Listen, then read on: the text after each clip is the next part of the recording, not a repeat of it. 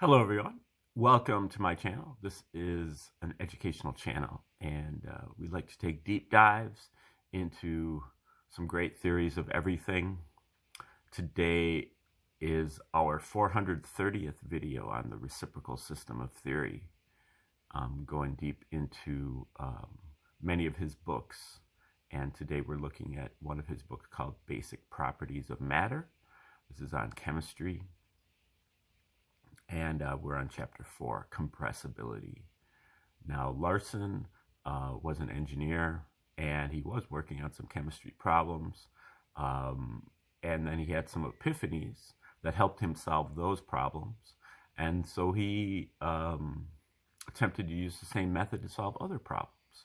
He realized that he was onto some kind of universal solution, and he began to get to work. And at night, with his slide rule, he did, a ton of research and digging, and over the next 25 years. And finally, in about 1959, he proposed his two fundamental postulates about how he believed the universe operated. Just 2 sentences, 45 words about the universe.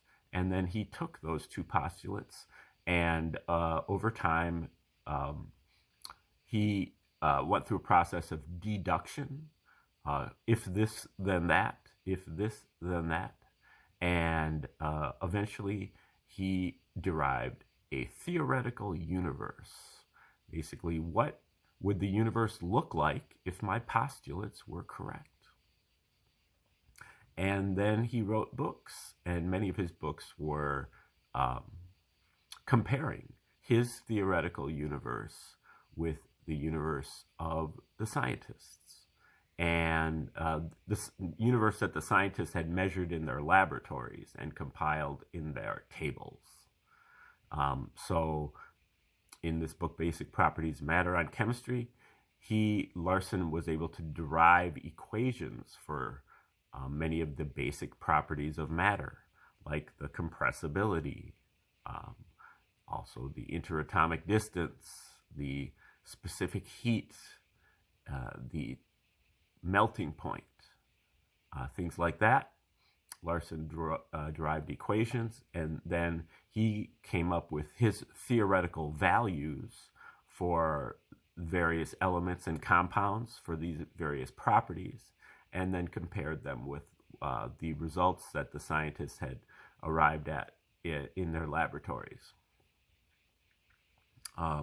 And in many cases, Larson was able to practically duplicate their results, indicating that his theoretical universe was pretty damn close to the empirical universe of the scientists.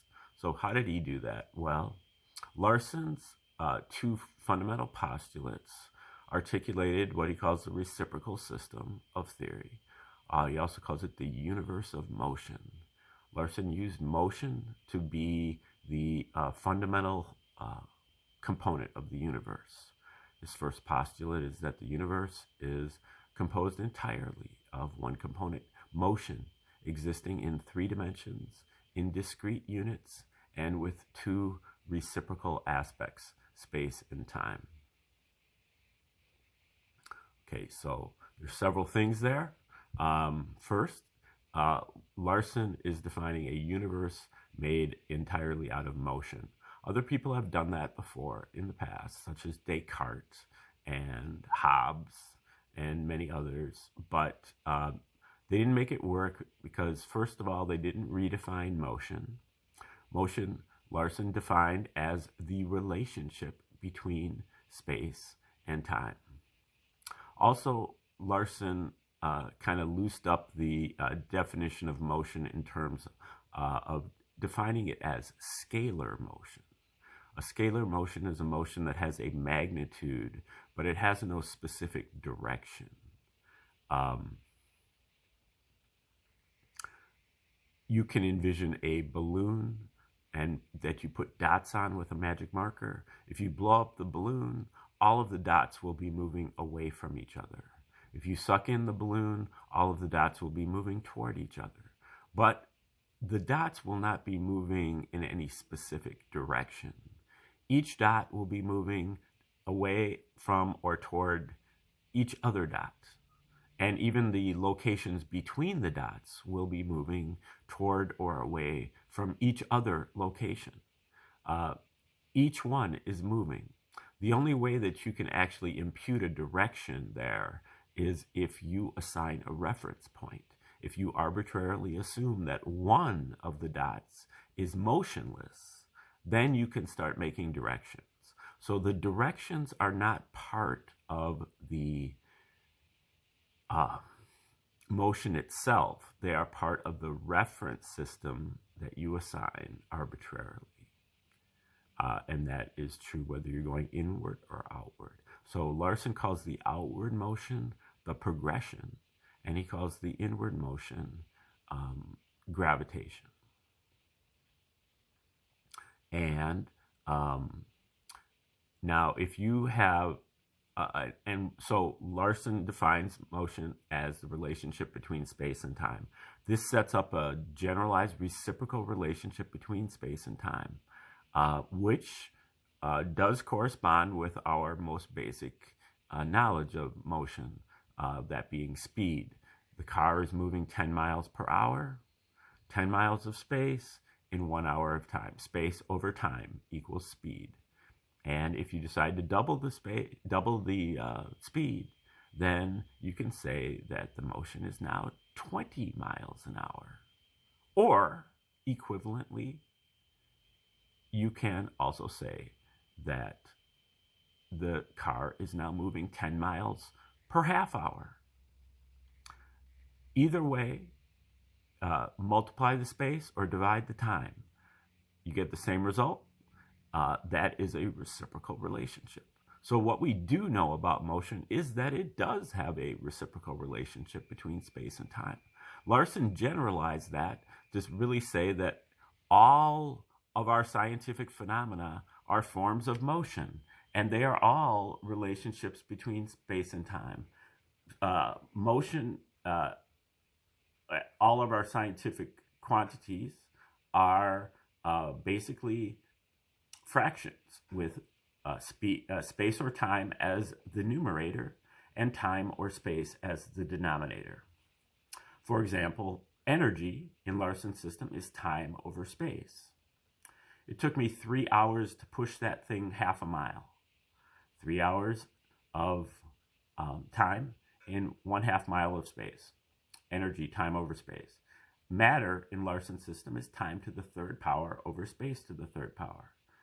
We will get around to talking about the three-dimensionality of space, time, and motion in that's part of his postulates as well. So these can all be in multiple dimensions, time and space in our fraction there.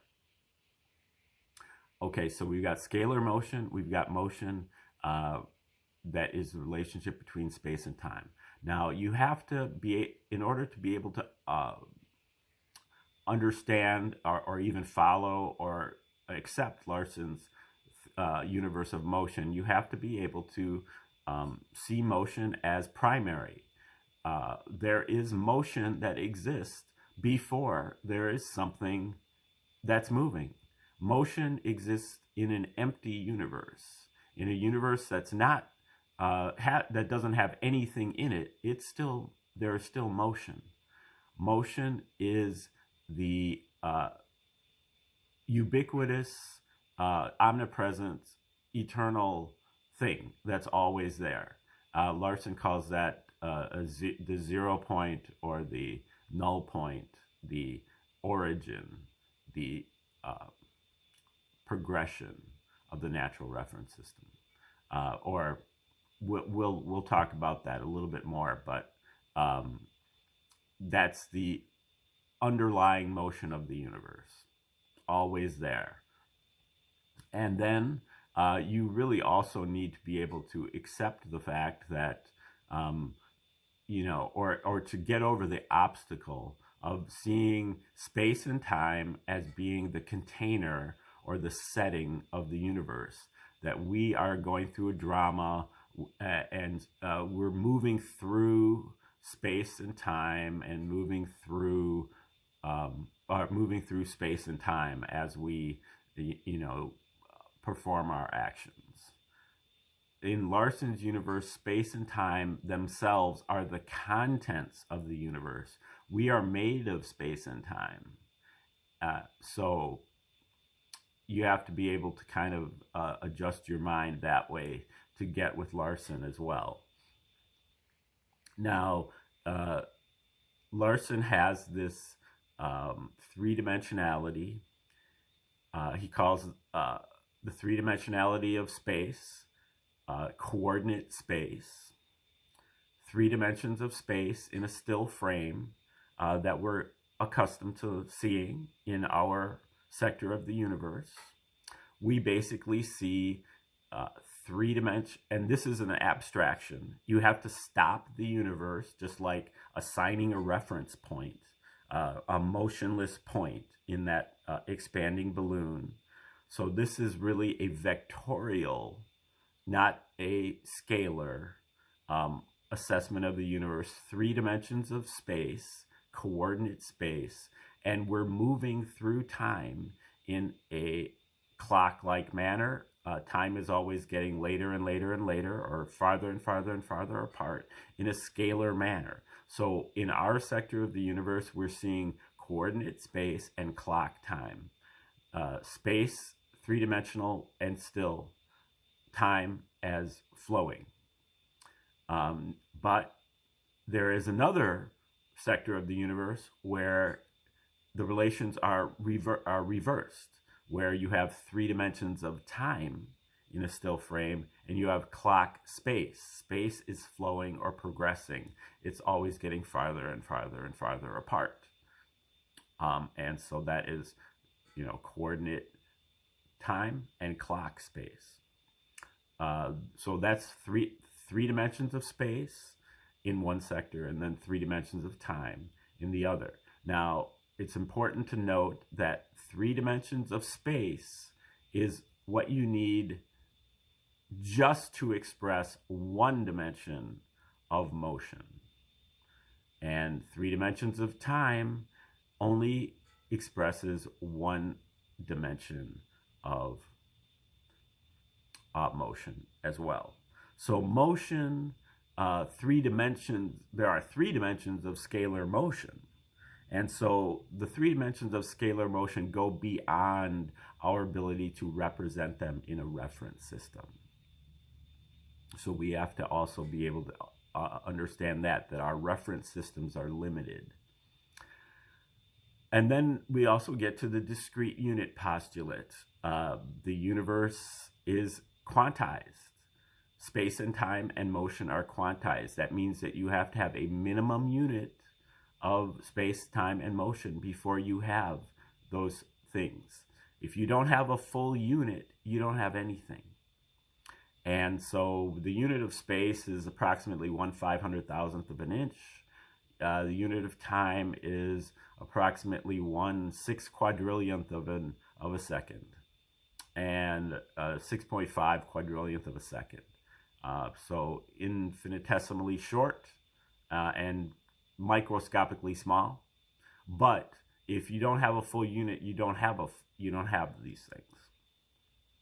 Now, if you have exactly 1 unit of space in 1 unit of time, you have space over time being speed again.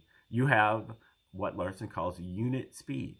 Unit speed is 1/1 equals 1. But this unit speed is also known as the speed of light. The speed of light is, in Larson's system, the 0 point, or the background, or the null point, the neutral point, the origin, the ether. These are the thing that's always there in an empty universe. Larson calls it the progression of the natural reference system.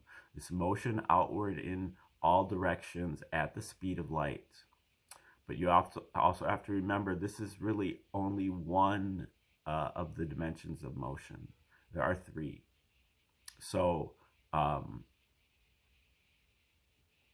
they're all, progressing outward at unit speed, or the speed of light, in all directions.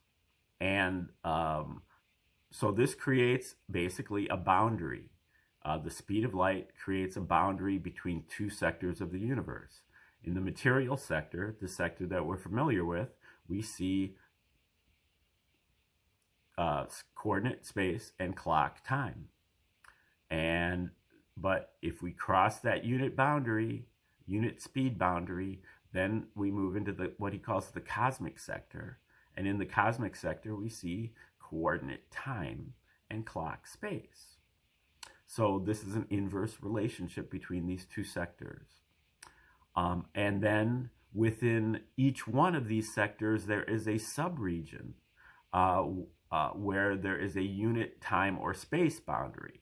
So within the material sector, you have a unit space boundary. When atoms and molecules are interacting in less than 1 unit of space, well, you don't have space. You only have time, because you don't have a full unit of space. So you don't have space, and the universe is made out of space and time, so it's got to be one or the other or both. And so Larson calls it the time region. And that's where you have atomic interactions and molecular interactions. And these things occur in time. But since we are anchored to the spatial coordinate system, we don't see time. We only see space. So we don't see directly what's going on in the time region. We only see the inverse of what is going on, because we see the spatial equivalent of time. And that is the inverse of the actual time. But it is also a second power relation. So you're seeing basically the square root of what's going on, of the inverse. He calls that the equivalent space. And the same thing is going on in the cosmic sector, but it's space and time are the roles are reversed again. And so within 1 unit of time, you don't have time, you only have space.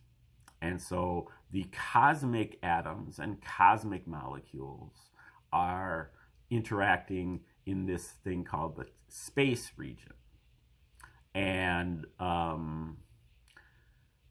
cosmic atoms and cosmic molecules are also known as antimatter, mesons, resonances, things like that.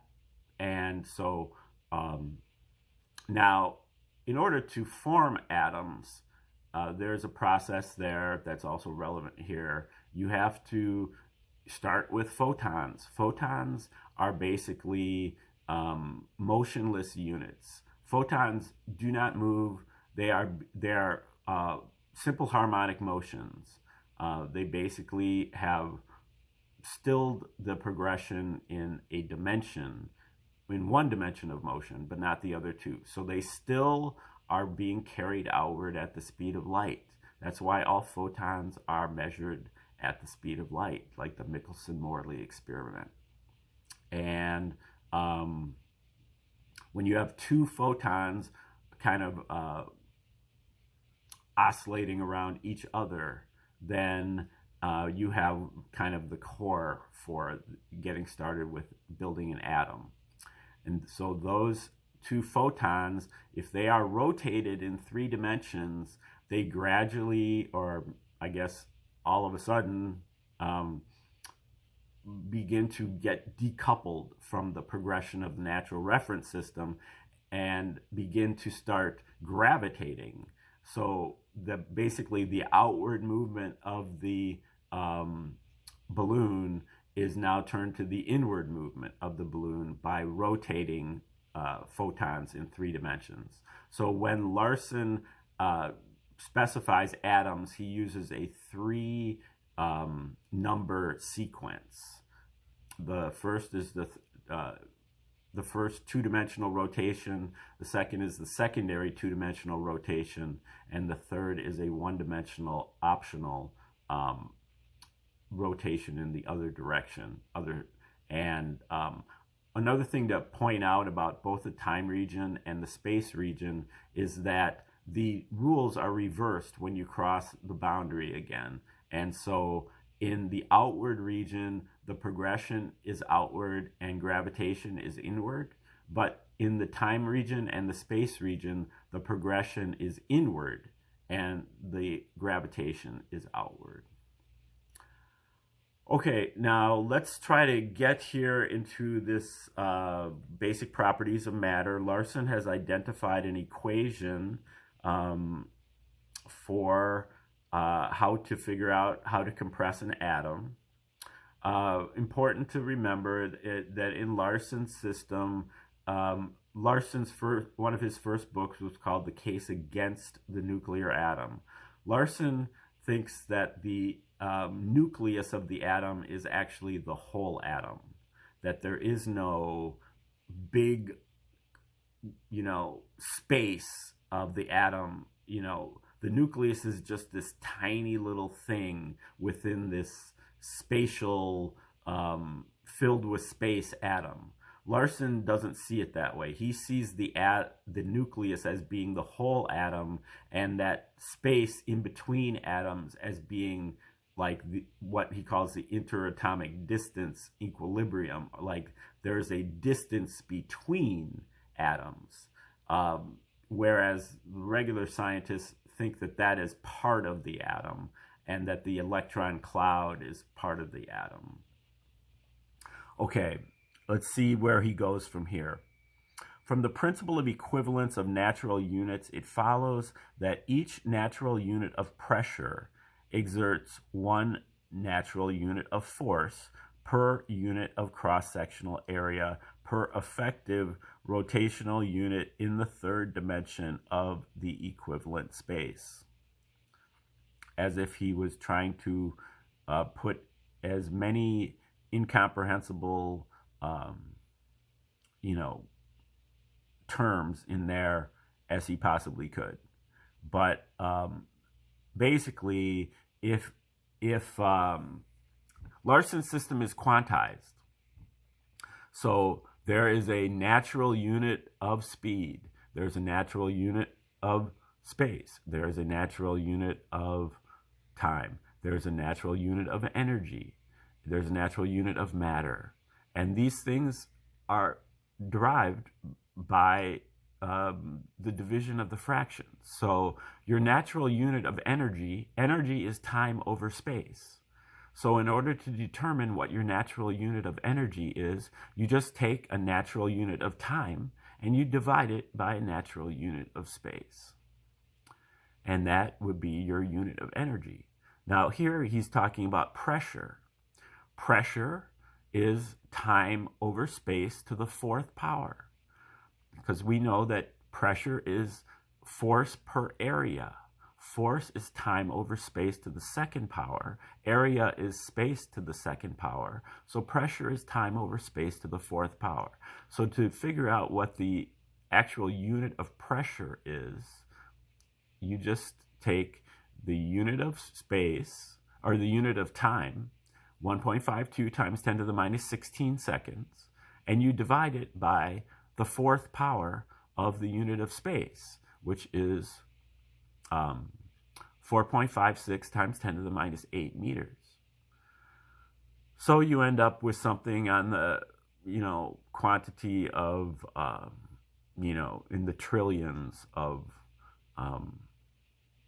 something or another. Not sure what that unit looks like. But here he says, instead, from the principle of equivalence of natural units, it follows that each natural unit of pressure exerts one natural unit of force, that's time over space to the second power, per unit of cross-sectional area, that is 1 over space to the second power, per effective rotational unit in the third dimension of equivalent space. That is the gravitational those are the 3 number units of the atom. Okay, so that is the rotations of the atom. Okay, however, the pressure is measured in the units applicable to the effect of external pressure. So this has to do with the orientation. As he said yesterday, the pressure, there are only 2 of the 3 units of rotation that are effective when you orient, because it's only by area, not by volume. And so the force is measured by area, not volume. So you only can use 2 of those 3 rotational units in this reckoning. Okay, so the pressure is measured in the units applicable to the effect of external pressure. The forces involved in this pressure are distributed to the 3 spatial dimensions and to the 2 directions in each dimension.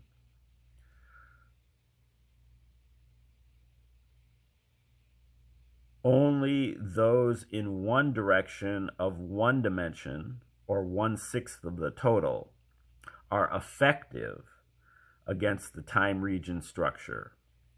So when you're moving into the time region, you're losing a lot of your,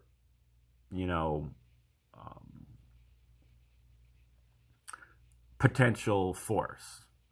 And then you also have to add in what he calls the interregional ratio, which is the amount that's lost in the translation when you cross the boundary to move into the time region. That's what he's about to say here, applying this 1/6 factor to the already 1/156.44 factor, and plus that was multiplied by AZ, which are the 2 dimensions, the 2 effective dimensions of the rotation, which he identified yesterday. So we end up with a fraction that is called, so we have for the internal pressure per rotational unit at unit volume is the initial pressure equals AZ over 938.67. Okay, so that is the initial pressure. That is the pressure that is intrinsic, because it is from the progression of the natural reference system. Again, in the time region, the progression of the natural reference system is moving inward. So this is, it's compressing, whereas gravitation is moving outward against, those 2 forces are opposed to each other. But in the time region, the progression of the natural reference system is moving inward. And so this is really the force of the progression inside the time region. But then you can also have an external pressure that is going to affect the atom in addition to this internal pressure. Okay, this expression may now be generalized to apply to Y rotational units and V units of volume as follows. So the initial pressure equals AZY. Before it was AZ, but now we're putting in Y, which is the rotational units. And dividing it by that 938.67 number and V units of volume. How many units of volume? Now again, the pressure reduces the volume, but it doesn't reduce the volume uniformly because it's only pressing against 2 dimensions. This is the way I understand it. I could be completely wrong about this. I'm just doing my best. I'm definitely not an expert on this. And this is one of the hardest chapters. So again, it always seems very, very difficult, and like, why would I bother to learn this? But the basic idea of this is so much simpler than legacy science, because this is a principle that you're learning that you can apply to every subject. When you study legacy science, everything is pigeonholed. You have to learn a whole new discipline, a whole new nomenclature, jargon, and all these different rules for every subject. But with Larson, you just have to learn the basic rules for the whole universe, and then you kind of have to figure out how to apply it to each subject. So it's much, much simpler, like if you're looking at the whole curriculum or at all subjects. But, it doesn't mean that it's simple. It just means that it's simpler, and there's still, some difficulties. But if you actually get it, then everything becomes so much simpler. Okay, now the force exerted by the progression of the natural reference system is independent of the geometrical arrangement of the atoms. And the volume term in in that last equation refers to what we may call the three-dimensional atomic space, the cube of the interatomic distance, rather than to the geometric volume. We will therefore replace V by what he calls SO3, the initial space to the third power. This gives us the internal pressure equation in final form. So the final form that he has is AZ, initial pressure equals AZY over 938.67, which is the 6 times the interregional ratio, times SO3, which is the initial space times 3. To the third power. And that is the cube of the interatomic distance. Okay, I'm sorry we didn't get too much further, but we just have to plug away here and just be patient. It's detective work. He writes pretty well, but he has way too much to cover it all. So you have to just pick up little pieces here and there and put them together yourself. It's hard work. It's worth it, though. Thanks for tuning in.